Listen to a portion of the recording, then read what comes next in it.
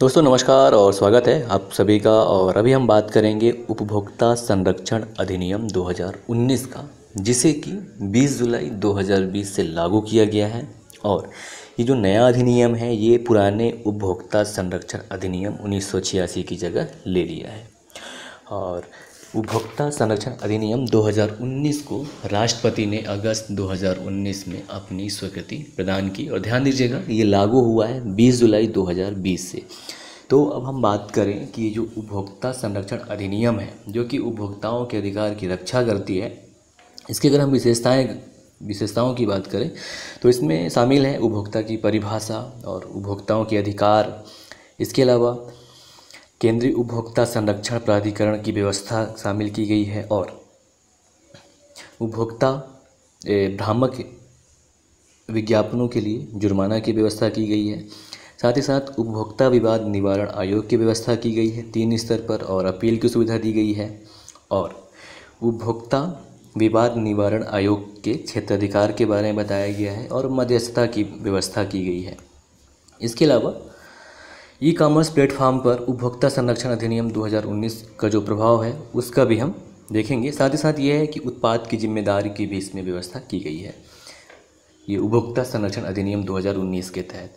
तो हम बात करते हैं अधिनियम की प्रमुख विशेषताओं की, थोड़ी आगे डिटेल्स में अगर बात करें तो उपभोक्ता की जो परिभाषा है उसके अंतर्गत ये बताता है कि उपभोक्ता वो व्यक्ति है जो अपने उपयोग हेतु कोई वस्तु खरीदता है या फिर कोई सेवा प्राप्त करता है। इसके अलावा वो व्यक्ति इसमें शामिल नहीं किए गए हैं जो दोबारा बेचने के लिए किसी वस्तु को हासिल करता है, यानी कि व्यावसायिक उद्देश्य के लिए किसी वस्तु या सेवा का क्रय करता है, वो उपभोक्ता की श्रेणी में नहीं आएगा। इसके अलावा इसके अंतर्गत इलेक्ट्रॉनिक तरीके और टेली शॉपिंग और मल्टी लेवल मार्केटिंग या प्रत्यक्ष खरीद के माध्यम से किए जाने वाला सभी तरह के ऑफलाइन या ऑनलाइन लेन देन शामिल किए गए हैं।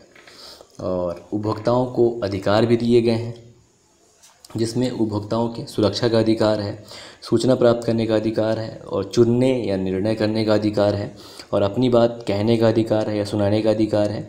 इसके अलावा शिकायत निवारण का अधिकार है उपभोक्ताओं के पास, और उपभोक्ता शिक्षा का अधिकार भी है उपभोक्ताओं के पास। और अब हम बात करते हैं केंद्रीय उपभोक्ता संरक्षण प्राधिकरण की, जो कि उपभोक्ताओं के लिए संरक्षण का कार्य करेगी।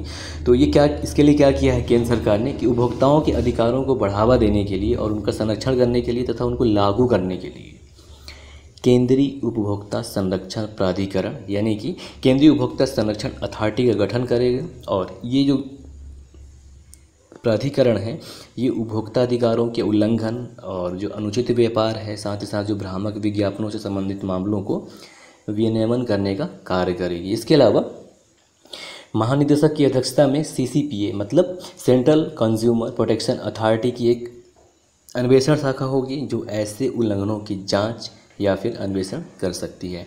और इसके अलावा भ्रामक विज्ञापनों के लिए जुर्माना की व्यवस्था की गई है जो कि अधिनियम की प्रमुख विशेषता है। तो ये जो केंद्रीय उपभोक्ता संरक्षण प्राधिकरण है ये झूठे या भ्रामक विज्ञापन के लिए उत्पादक या फिर जो प्रचार करता है उसके ऊपर 10 लाख रुपए तक का जुर्माना लगा सकता है। और जब ये अपराध दोबारा किया जाएगा यानी कि भ्रामक विज्ञापन दोबारा किया जाएगा तो ऐसी स्थिति में ये जुर्माना 50 लाख रुपए तक बढ़ सकता है। और इसके अलावा उत्पादक को 2 वर्ष की कैद या सज़ा जो भी हो हर बार अपराध करने पर 5 वर्ष तक बढ़ सकती है। और अब हम बात करें उपभोक्ता विवाद निवारण आयोग की, तो ये जिला स्तर पर, राज्य स्तर पर और राष्ट्रीय स्तर पर उपभोक्ता विवाद निवारण आयोग की गठन किया गया है। और इसमें जो उपभोक्ता है निम्न मामलों में अपना शिकायत दर्ज करा सकता है। पहला ये कि अनुचित और प्रतिबंधित तरीका का व्यापार अगर कोई कर रहा है तो उसमें कोई भी उपभोक्ता शिकायत दर्ज करा सकता है। दोषपूर्ण वस्तु या सेवाओं के लिए भी उपभोक्ता अपने शिकायत को दर्ज करा सकता है।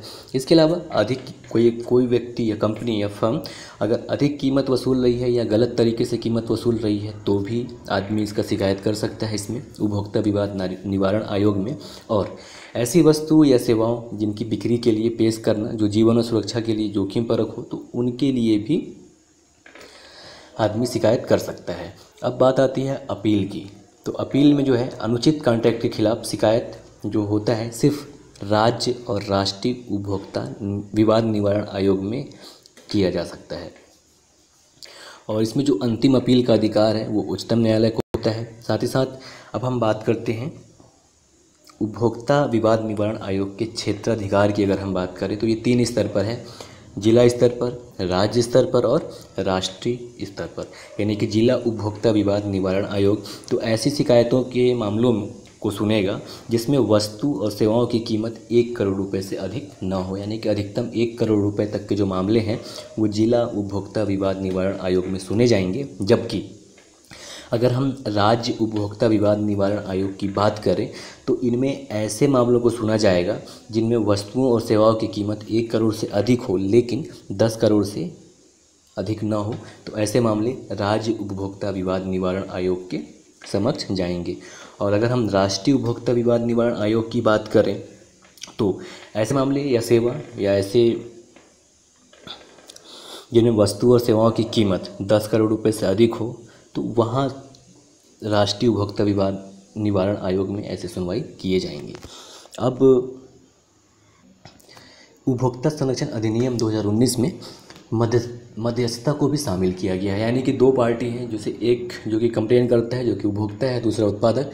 अगर दोनों मध्यस्थता करना चाहते हैं तो मध्यस्थता के मामले भी इसमें खोल के रखा है। तो मतलब ये बताता है कि यह अधिनियम उपभोक्ता आयोगों के द्वारा मध्यस्थता के संदर्भ के लिए प्रदान करता है। जहां शुरुआती समझौता होने की गुंजाइश है और दोनों पक्ष इसके लिए सहमत हो तो मध्यस्थता कर सकते हैं। और उपभोक्ता आयोगों के तत्वाधान में स्थापित किए जाने वाले मध्यस्थता प्रकोष्ठों में मध्यस्थता आयोजित किया जाएगा। इसके अलावा कि जब मध्यस्थता हो जाएगा तो जो मध्यस्थता के माध्यम से जो भी निपटान होगा उसके खिलाफ कोई भी अपील नहीं किया जा सकता। और तो ये था उपभोक्ता संरक्षण अधिनियम 2019 और इससे संबंधित थोड़ी सी जानकारी। तो अब हम जैसा कि बताया आपको कि 20 जुलाई 2020 से लागू हुआ है। हालांकि ये अगस्त 2019 में ही राष्ट्रपति के द्वारा इस कानून को स्वीकृति प्रदान कर दी गई थी। तो ये था उपभोक्ता संरक्षण अधिनियम 2019। उम्मीद करता हूँ आपको पसंद आया होगा। धन्यवाद। जय हिंद, जय भारत।